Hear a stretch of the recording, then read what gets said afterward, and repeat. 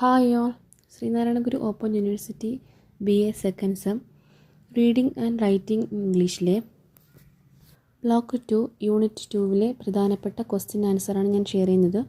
വീഡിയോയിലേക്ക് പോകാം. What is verb? A verb is a word that shows an action or a state of being. ക്രിയ എന്നത് ഒരു പ്രവൃത്തിയെയും അവസ്ഥയെയും കാണിക്കുന്നതാണ്. Next question, what is regular verb? A regular verb is a verb that forms its past tense and past participle by adding ed or sometimes just d to the base verb. എന്താണ് regular verb? പൂർവ്വകാലവും ക്രിയാത്മക കാലവും ഉണ്ടാക്കാൻ ed അല്ലെങ്കിൽ d ചേർക്കുന്ന ക്രിയകളാണ്. എക്സാമ്പിളാണ് walk, walked, walked, play, played, played. അപ്പോൾ ഇതിൻ്റെ എൻഡിങ്ങിൽ ed ആണ് അവസാനിക്കുന്നത്. call, called, called. Next, irregular verb. An irregular verb is a verb that does not follow the regular ed rule. Its past tense and past participle forms change in different ways, sometimes completely.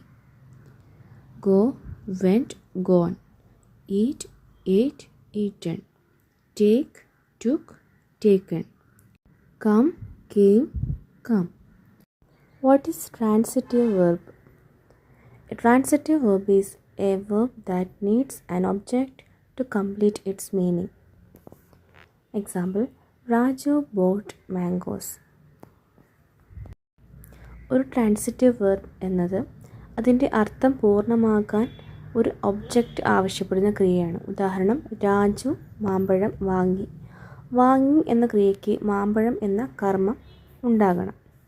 അതായത് വാങ്ങി എന്ന് പറയുമ്പോൾ അതിന് ഒരു object ഉണ്ടാവണം. അതാണ് transitive verb അഥവാ സാംക്രമിക ക്രിയ എന്ന് പറയുന്നത്. What is intransitive verb? An intransitive verb does not need an object. The action ends with the subject. Example, he is sleeping, they are playing. What is stative verb? A stative verb shows a state, emotion or condition. These verbs are not used in continuous tense. Example, love, feel, desire, on, believe, know. What is dynamic verb? Dynamic verb, also called action verb, show an action, its beginning, progress or end. Example, run, write, fall. What is linking verb?